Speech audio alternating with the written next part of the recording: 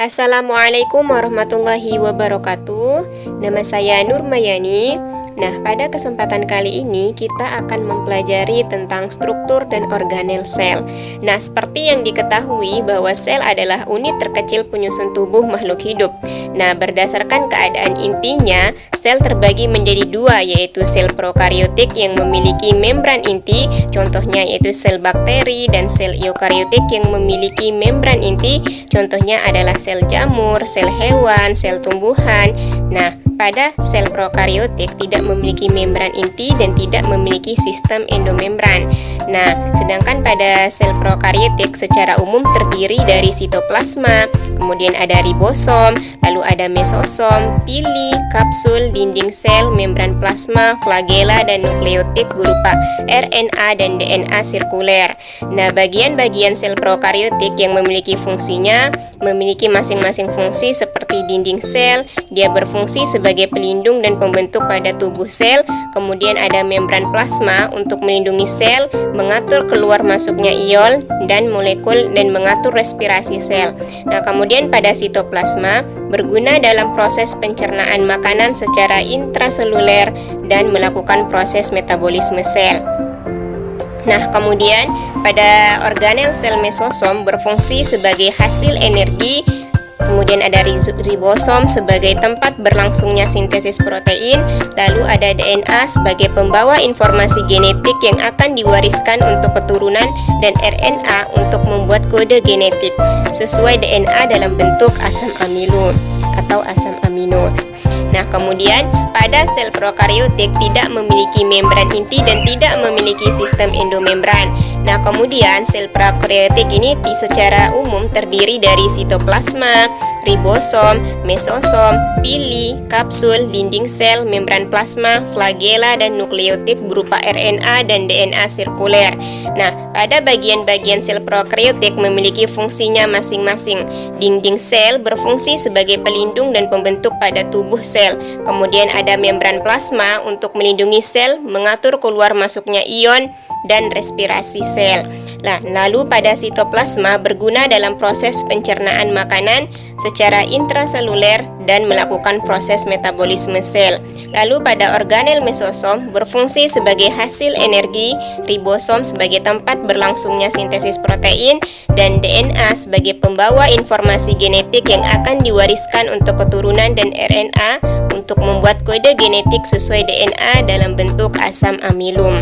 Nah, kemudian berbeda dengan sel prokariotik, sel eukariotik merupakan sel yang memiliki membran inti dan sistem endomembran.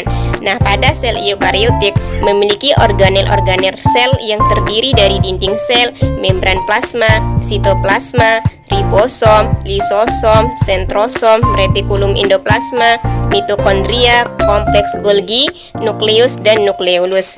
Nah, pada membran plasma memiliki sifat selektif permeabel, yaitu dapat menyeleksi molekul yang masuk ke dalam sel. Nah, lalu pada membran plasma ini dia berfungsi melindungi sel, mengatur keluar masuknya molekul dan tempat berlangsungnya reaksi respirasi dan oksidasi. Lalu pada sitoplasma bersifat mampu mengenali dan menghantarkan rangsangan. Nah, pada sitoplasma ini dia itu berfungsi sebagai sumber bahan kimia sel dan tempat terjadinya reaksi metabolisme.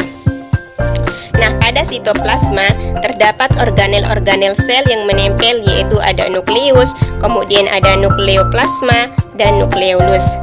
Pada organel nukleus ini dia itu berfungsi mengatur pembelahan sel dan kemudian mengendalikan seluruh kegiatan sel serta mampu membawa informasi genetik, replikasi DNA, dan sintesis protein. Nah, pada organel retikulum endoplasma atau RE, yaitu merupakan penghubung membran inti, ribosom, dan badan Golgi yang berbentuk kantung pipih yang memenuhi sebagian sitoplasma. Nah, pada retikulum endoplasma ada dua macam, yaitu RE halus dan RE kasar.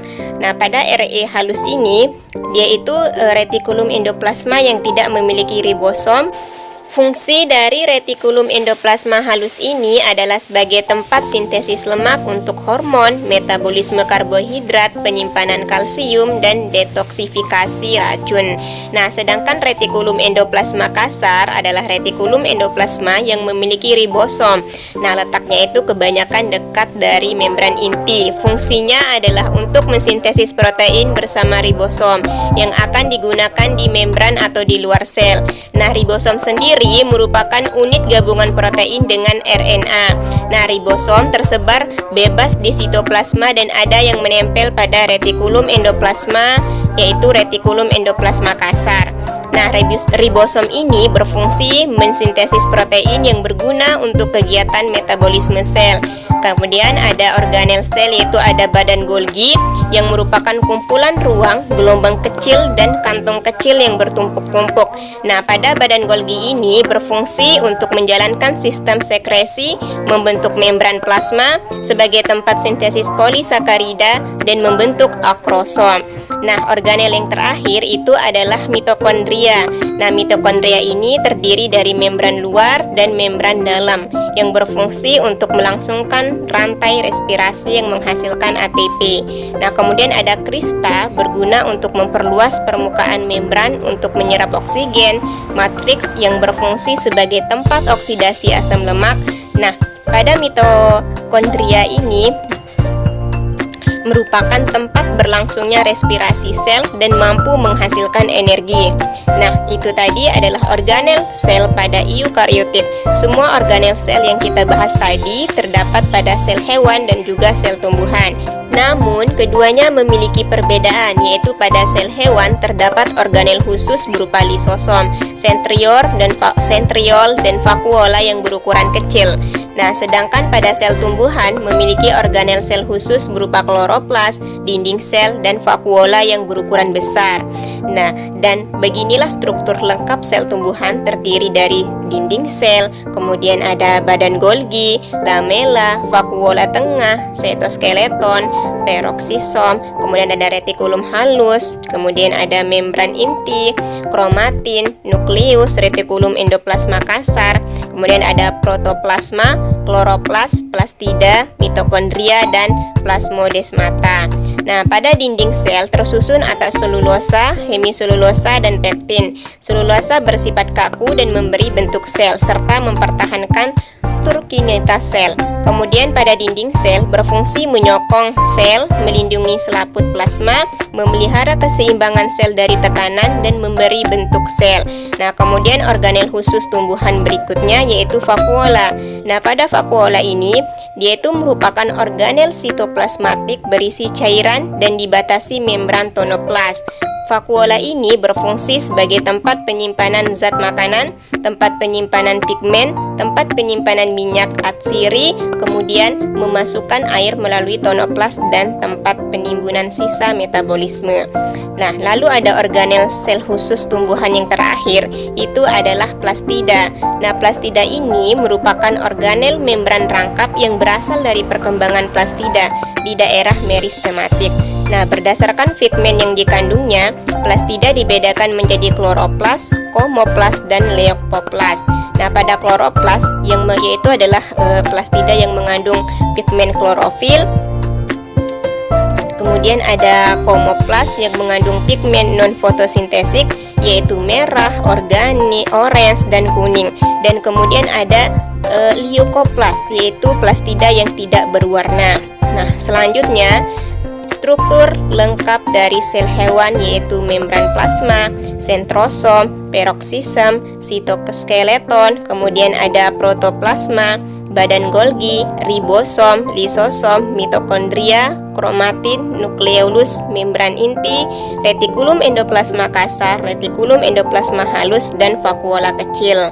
Nah, organel khusus pada sel hewan yaitu yang pertama adalah lisosom. Nah, lisosom ini merupakan kantung membran yang berisi enzim pencernaan seperti protease, lipase, nuklease, dan fosfatase.